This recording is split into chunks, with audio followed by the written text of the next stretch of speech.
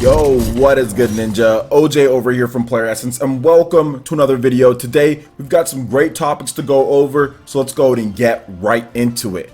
And we are starting off with Octopath Traveler on the Nintendo Switch. Can this game be stopped on the Nintendo Switch eShop charts? And the game has been out for 2 weeks plus. It came out 2 weeks ago on Friday. And we're looking at the Nintendo Switch eShop charts right here for July 28th, 2018. And Octopath Traveler once again tops the charts at a $59.99 game, which is absolutely incredible. Now, I do think that some of this is because of the Octopath Traveler shortage that's going on. Everybody can't just go out there and buy it because a lot of stores are sold out because the game did so well, and Square Enix and Nintendo didn't anticipate it doing quite as well as it's doing. So a lot of places are sold out. So I think that's what's causing Octopath Traveler to really stay atop of the charts. But then again, it could just be because people want to play this type of experience anywhere that they want and not have to switch cartridges or anything like that. Octopath Traveler is one of those games that you can put down for a bit after a few days or so and go right back to it and have no problem knowing where to pick up, unless like you're doing the side quests. Those can be a little bit tricky, but outside of that, the game is really easy to pick up and play. Let's go ahead and go over some of the charts here, guys. Now, if you do know, Nintendo recently expanded it to the top 30, so I won't have all 30 up on there, but I will be going over the top 20 for the Nintendo Switch eShop charts. And they've even actually split things up into download games only compared to games that are also on retail and download. So that's actually pretty cool too. So let's start off at number 20, FIFA 18, 19, Sonic Mania, 18, Overcooked Special Edition, 17, Rocket League, 16, Frederick 2, Evil Strikes Back, 15, Super Mario Odyssey, 14, Crash Bandicoot Insane Trilogy, 13, Legend of Zelda Breath of the Wild, 12, Arcade Archives vs. Super Mario Bros., 11, Stardew Valley, 10, Mario Tennis Aces, 9, Dead Cells, 8, Mario Kart 8 Deluxe, 7, Captain Toad Treasure Tracker, 6, Mega Man X Legacy Collection, 5, Mega Man X Legacy Collection 2, 4, Hollow Knight, 3, Minecraft, 2, Enter the Gungeon, and number 1, Octopath Travelers. Now, there's a couple different interesting titles that are at the top here. First of all, Dead Cells has that pre-order type of bonus going on to where you can save some money. So I think that's the reason why Dead Cells is already up so high despite it not launching yet. So good stuff for Dead Cells, but I think that that game is really appealing to people who do like the Metroidvania experience. And I've said this once and I'll say it again. If you're an independent developer and you are making a Metroidvania game, make sure you get that on Nintendo Switch, because it's probably going to do really well. We already have a couple of them here, because also Hollow Knight at number 4, that game is a Metroidvania style of experience, and it was number 1 for actually a number of days or weeks, and then it got passed up once Octopath Traveler came out. Another big one here is Enter the Gungeon. Now, the developers actually talked about this game in terms of how well it did. They sold, I think, 70,000 units in a couple days, they said, and they were just floored at the response in terms of Enter the Gungeon. Now, I know there was a recent update to the game which added in some DLC or something like that, plus there was just improvements to the gameplay, so that's renewed interest to Enter the Gungeon, and I think there might be a discount or deal. I'm not 100% on that, guys, but either way, people are back into it and having fun. I've watched people play the game on the Nintendo Switch myself, and it actually seems like a pretty cool game. I might pick it up down the line. Now, another thing here is Mega Man Legacy Collection, Mega Man X Legacy Collection 1 and 2, I should say here. There was a lot of talking about this game when it first launched because of the physical version of the game where you only get the X Collection 1 or the Mega Man X Legacy Collection 1. Then the second one is a eShop code download, but people seem to be enjoying it just fine,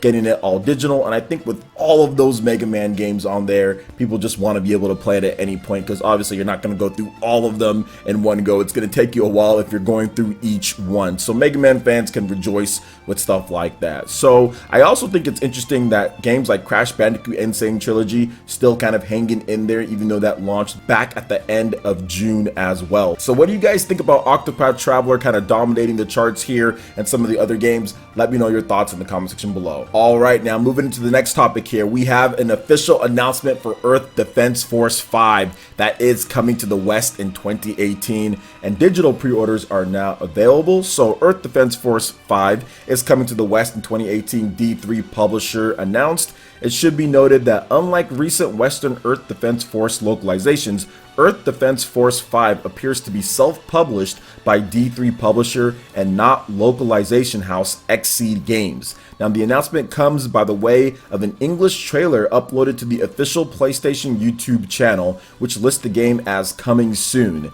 The video description links to an official English website that is not yet live. Now, pre-orders are currently available on the US PlayStation Store for $59.99 standard and at $89.99 deluxe editions with the release date of December 31st, which is the standard tentative release date for within 2018.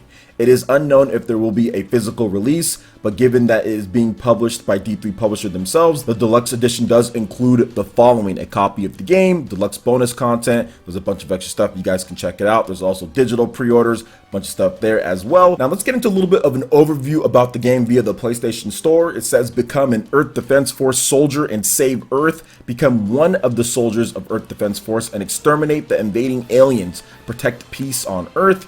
Human-looking aliens appear for the first time in the series. So what are the unprecedented and intellectual alien beings from another planet called the Primer? A series first enemy alien finally appears. The battle with this intelligent enemy produces unprecedented deep despair with courage and wisdom. More content than ever with online co-op mode. So this includes more than 100 missions and 5 difficulties and 1,000 plus usable arms. The 2 players co-op mode can also be played on a single screen, and all missions can be played in online co-op for up to 4 players. Control 4 combatants and join the battle with the Earth Defense Force members living in the real world. So pretty cool stuff that Earth Defense Force is finally coming over. This game is somewhat big in Japan. It usually does pretty well in terms of the initial sales, then falls off the charts in Japan, but it still does good. I know it sells like 6 figures plus in Japan day one or in that first week. So I do like the fact that it's finally coming over to the West, although I do think that the localization should be a bit faster, but this has always been one of those series that just takes its time to come over because they want to get things right, or they're always looking for some type of publisher because they're not the biggest developer out there. So it looks like this time they're going it solo and they're going to be self-publishing this one, technically being on the independent label this time, which is fine if they want to get that out there. Maybe they couldn't find a suitor, go ahead and do it yourself. So what do you guys think about Earth Defense Force coming over to the West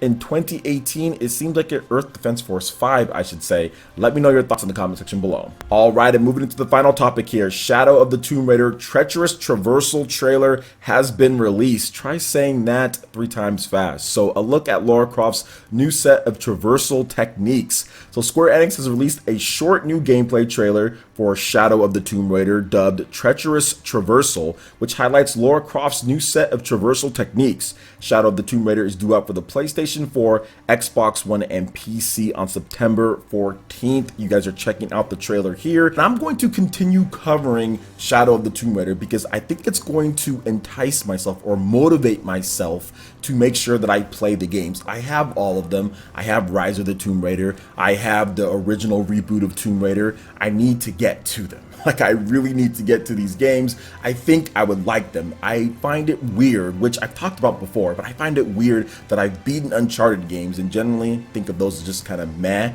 just because the gameplay is just kind of stale, there's not upgrades and all that, but Tomb Raider has all that the Uncharted has, plus it has upgrades, plus it has more depth with the gameplay. So I really need to play these ones. I'm actually installing the original reboot of Tomb Raider on my Xbox One as I was recording this video, so it should be done by the time you guys see it, and we're definitely going to get to it. There's just so many games and just not enough time out there to play all these different games. Still want to get to Naruto on PC for you guys as well, but this Treacherous Traversal trailer actually looks really cool. Laura looks great, and I'll probably pick up this game after it's been discounted to really cheap, because that's what happens with these Tomb Raider games. I mean, not to hate on the quality of it, but they get discounted really quickly. Like Rise of the Tomb Raider got discounted so fast. I mean, and I remember I got the original reboot of Tomb Raider like on the Xbox, like I think it was like the gold, games with gold or something like that.